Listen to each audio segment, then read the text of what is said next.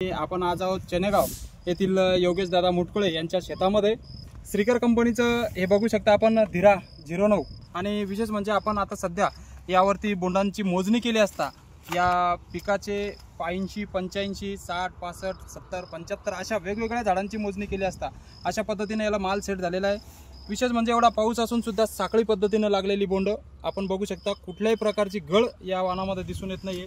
ही साखळी पद्धत बघू शकता। बोंडाची साईजही आकारही बघू शकता, एकदम टपोरा आणि मोठा आकार असलेला।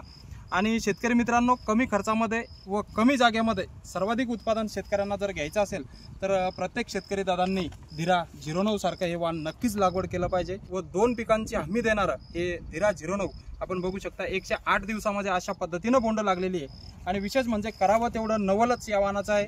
आपण ही लाइनिंग बघू शकता कशा पद्धतीने सेट झालेली आहे। अत्यंत जवळ लाग असलेला आणि 5 पाकळ्यांची जबरदस्त मोठी आणि विशेष म्हणजे हाईटही जेमतेम या प्लॉटची आपण बघू शकता।